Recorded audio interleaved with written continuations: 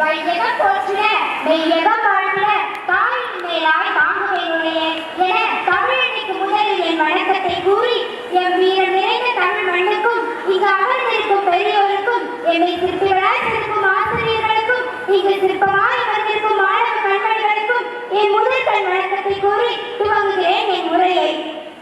குமரம் எரிமலையாய் கொந்தளிக்கும் ஆட்கடலாய் யாக செம்மலாய் விளங்கும் வீரபாண்டிய கட்டபொம்மனை பற்றி என் நெஞ்சத்தின் ஆழத்திலிருந்து ஒரு சில வார்த்தைகள் இதோ. வீரபாண்டிய கட்டபொம்மன் 1760ஆம் ஆண்டு ஜனவரி மாதம் 3ஆம் தேதி இன்றைய தூத்துக்குடியில் உள்ள பாஞ்சாலங்குறிச்சியில் பிறந்தார். ஜெகவீர பாண்டியன் அவர்களுக்கும் ஆறுமுகத்தம்மாளுக்கும் மகனாக பிறந்தார். இவர் சிறு வயதிலேயே வில், வாள், யானையேற்றம் முதலிய கலைகளில் சிறந்து விளங்கினார். வீரபாண்டிய கட்டபொம்மன் வீரசக்கமா என்னும் பெண்ணை திருமணம் செய்து கொண்டார். வீரபாண்டியன் என்பது இவருடைய இயற்பெயராகும். கட்டபொம்மன் என்பது இவருடைய வம்சாவளியை குறிக்கும் ஒரு அடைமொழியாகும்.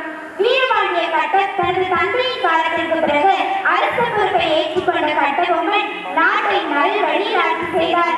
இந்த காலகட்டத்தில் தான் ஆங்கிலேயரின் ஆதிக்கமும் அதிகரித்து காணப்பட்டது. அப்பொழுது ஒரு சமயம் மன்னர்களிடமிருந்து வரிகளை வசூலிக்க ஆங்கிலேயர்கள் அதிகாரிகளை நியமித்தனர். அப்பொழுது திருநெல்வேலி கலெக்டராக பணிபுரிந்த ஜாக்சன் துரை என்பவர் கட்டபொம்மனை அழைத்து வரிகளை செலுத்துமாறு கூறினார்.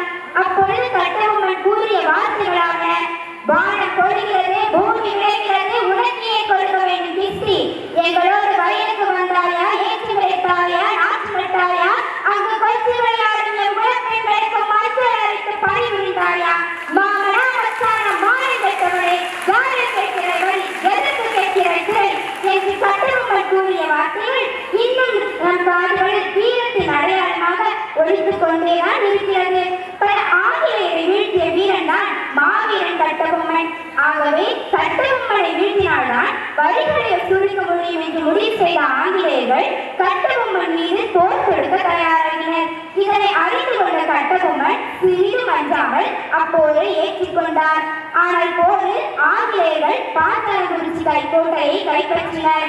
எனவே கட்டபொம்மன் உடனடியாக புதுக்கோட்டை மன்னரிடம் சென்று அழைக்கலம் கோரினார். ஆங்கிலேயருக்கு பயந்த புதுக்கோட்டை மன்னன் கட்டபொம்மனை காட்டிக் கொடுத்தான். கட்டபொம்மன் கைது செய்யப்பட்டு அனைவரின் முன்னிலையில் விசாரிக்கப்பட்டார். கட்டபொம்மனை குற்றவாளி என்றான் வெள்ளையன்.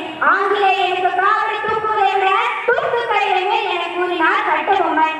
கட்டபொம்மன் இறுதியில் தூக்குமர கொட்டடியில் ஏறும் வரையில் அவருடைய பேச்சில் வீரமும் தைரியமும் குறையவே இல்லை. அன்றைய ஆட்சி தலைமையில் இருந்த பேனர்மேன் உத்தரவின்படி 1799ஆம் ஆண்டு அக்டோபர் மாதம் 10ஆம் தேதி கயத்தாறு என்னுமிடத்தில் கட்டபொம்மன் தூக்கிலிடப்பட்டார். கட்டபொம்மன் மறைந்தாலும் அவருடைய வீரமும் தியாகமும் மக்கள் மனதில் நீங்கா இடமாய் இடம் பிடித்துள்ளது. அடுத்த தலைமுறையினரால் இங்கு அமர்ந்திருக்கும் என் சக தோழிகளே, நம் தாய்நாட்டை பாதுகாக்கும் பொறுப்பே நம் ஒவ்வொருவரின் உரிமையும் கடமையும் ஆகும். நமது உரிமைக்காக போராடிய வீரர்களின் தியாகங்களை நாம் என்றும் நினைவில் வைத்திருக்க வேண்டும். அதிலும் சிறப்பாக தமிழக சுதந்திர போராட்ட வீரர்களின் தியாகங்கள் மகத்துவமானது. அந்த வகையில் வீரம் பொருந்திய உண்மைக்கு உயிர் தியாகம் தந்த நம் மதுரை தாத்தா வீரபாண்டிய கட்டபொம்மனை வழித்தோன்றவர்களாகிய நாமும் உண்மையின், நீதியின், நேர்மையின், நியாயத்தின் சுடர்களால் விளங்குவோம் என கூறி வாய்ப்புக்கும் வாய்ப்புகளை ஏற்றமைக்கும் நன்றி கூறி விடைபெறுகிறேன். நன்றி, வணக்கம்.